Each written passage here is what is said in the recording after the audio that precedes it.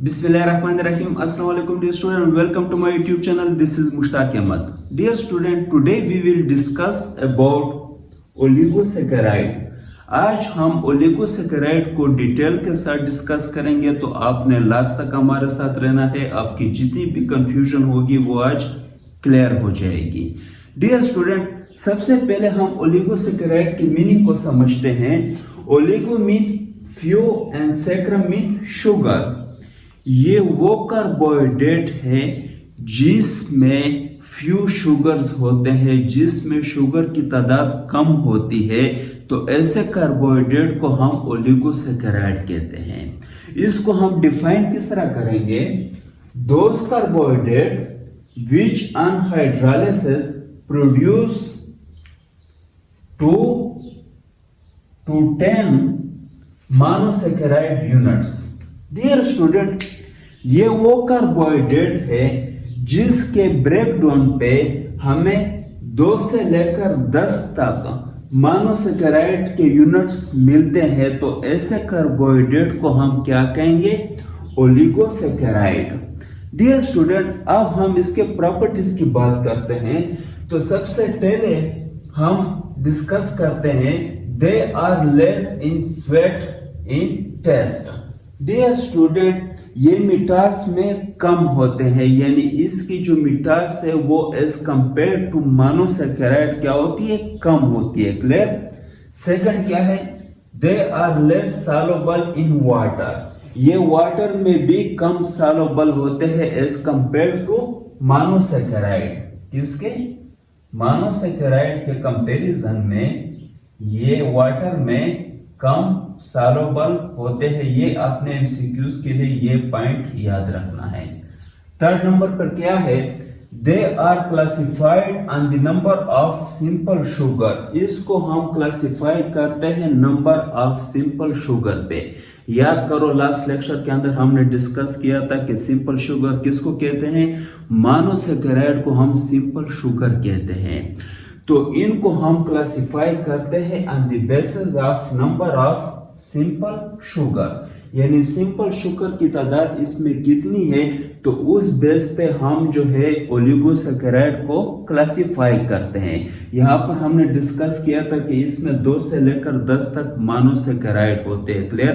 तो इस बेस पे हम ओलिगोसैकेराइड को क्लासिफाई करते हैं। डियर स्टूडेंट, इसके एग्जांपल क्या है?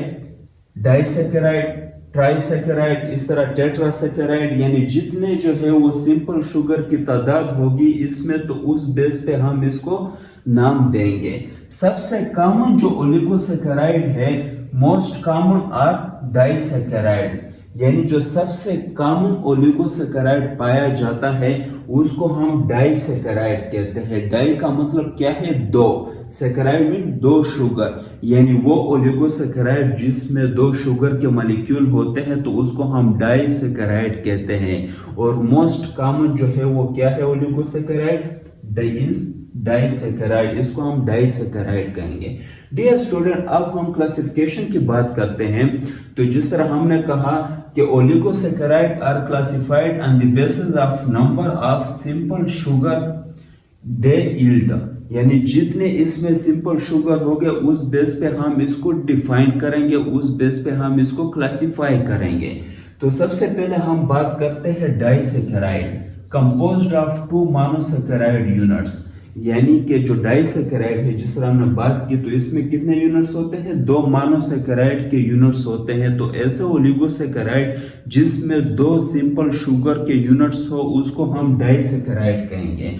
इस तरह नेक्स्ट क्या है? ट्राइसैकेराइड, कंपोज्ड ऑफ 3 मोनोसैकेराइड यूनिट्स, यानी कि वो ओलिगोसैकेराइड जिसमें 3 शुगर के मॉलिक्यूल होते हैं, तो उसको हम क्या कहेंगे? ट्राइसैकेराइड। इसी तरह अगर हम बात करें टेट्रासैकेराइड, टेट्रा मीन 4, यानी वो oligosaccharide which is composed of 4 monosaccharides units, जिसमें 4 सिंपल शुगर के यूनिट्स होंगे या 4 मोनोसैकेराइड्स होंगे, तो ऐसे ओलिगोसैकेराइड को हम क्या कहेंगे? टेट्रासैकेराइड।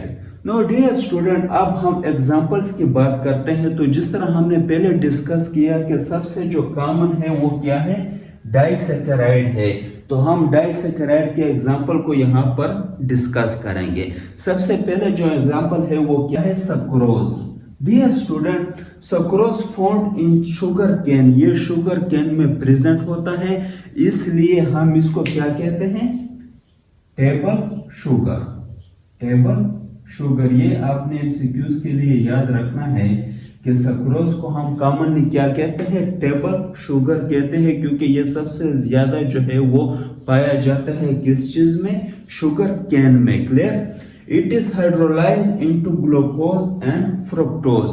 डियर स्टूडेंट, क्योंकि ये डाइसैकेराइड के एग्जांपल है, तो डाइसैकेराइड में हमने डिस्कस किया था कि इसमें 2 सिंपल शुगर के यूनिट्स होते हैं। नो डियर स्टूडेंट, यहाँ पर ये हाइड्रोलाइज्ड होता है, यानी इसकी जब हम ब्रेकडाउन करेंगे तो ये ग्लूकोज मोनोसैकेराइड में एंड फ्रुक्टोज मोनोसैकेराइड यानी 2 यूनिट्स में कन्वर्ट होगा। इसका रिएक्शन किस तरह होगा, सक्रोज के साथ जो वाटर मिलता है यानी वाटर की ब्रेकडाउन होती है, क्लियर, हाइड्रोलाइज्ड होता है, और एंजाइम का यूज होता है। इस एंजाइम को हम कहते हैं सक्रेज एंजाइम। क्लियर।